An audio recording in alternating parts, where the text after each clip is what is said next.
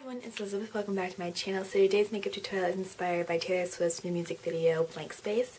I will have to admit, I'm completely obsessed with this music video. I think it is stunning from head to toe. Her makeup, her hair, the costumes, the location, the car, everything is perfect. I love it. I think the song's really catchy and I really enjoyed it.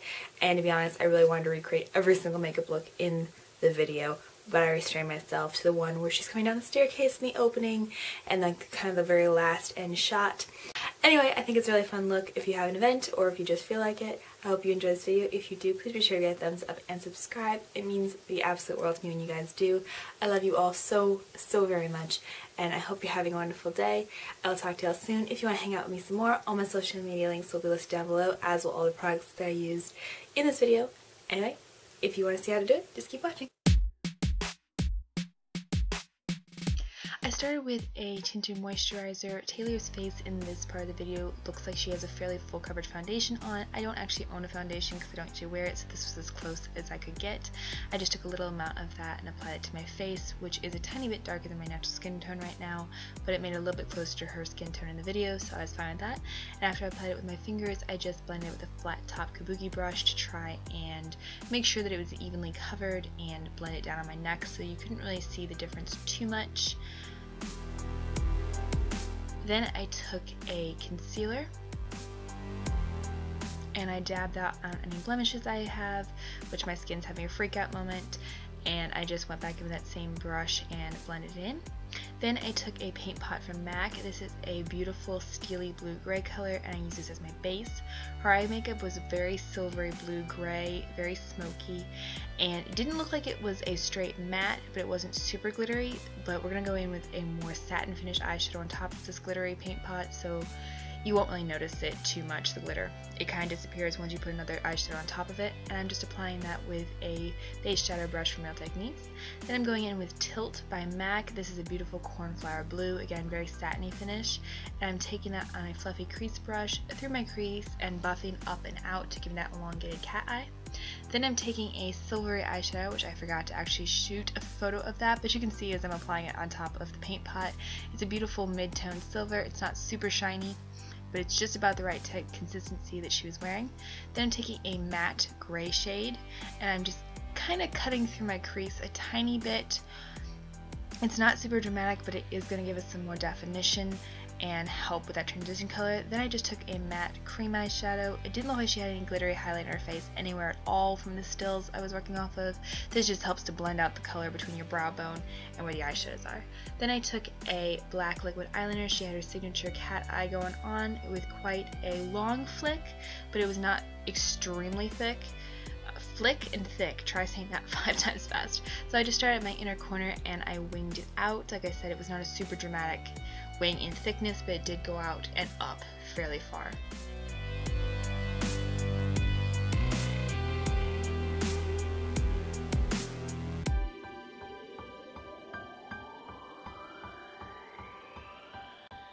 Then I took a little bit more of that paint pot and I ran it along my lower lash line towards the inner of my eye, and then I topped it with a shimmery blue-gray eyeshadow, almost the exact same shade, just to give it some more intensity.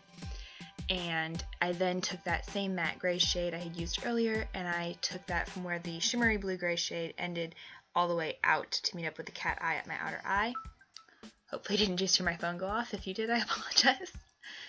Then I wandered off camera and I took a little more of that same dark gray shade in a V shape to add some more depth and definition. You could probably do that before you do your eyeliner, but I didn't really think it needed it until after I put the eyeliner on, and then I decided it needed some more. So yeah, just taking a little bit of that gray shade in the V. Then I'm taking a Naked palette and I'm taking this matte brown shade. This I'm just using as my brow color. Obviously if you have another brow product that works, whatever works well for you, go for it. This is just what I have on hand and I just brushed through that. Then I took a High Impact mascara by Clinique. I didn't want to wear false eyelashes. She probably had some on, but they were not extremely dramatic if she did, and this gives a pretty good falsy look without actually having to apply any. And I just apply that to my top and bottom lashes. I just did one coat because this is a fairly dramatic mascara, but if you want to take the time to go in with a second coat, obviously what you feel comfortable doing and what you think looks best on you. I don't like taking the time to do a second coat. And then I took a matte brownie rose blush. This was perfect. She had a very brown tone, and it was in a very strange placement on her cheeks when you freeze the frame. That's right where it was up kind of front and center. It wasn't as pushed back as I normally wear my blush personally. That's why I keep checking the photograph. And it was quite intense. Then I just took a little bit of concealer along my under eyes to help tie that eye look together so I didn't look so tired. And I'm making some sexy faces here. Then I'm kind of embarrassed to admit I have an obscene amount of lipsticks here. I ended up mixing 3 different colors, which I would never do normally, and I'm sorry that I did that because I hate giving you that many things to try and recreate. But I didn't have the exact color, and I was trying to get something close to it, so I ended up mixing these 3. If you have something that's closer, obviously you do not have to do this, and I'm not suggesting I'm going to run out and buy all 3 to do this. I was just trying to use what I had on hand.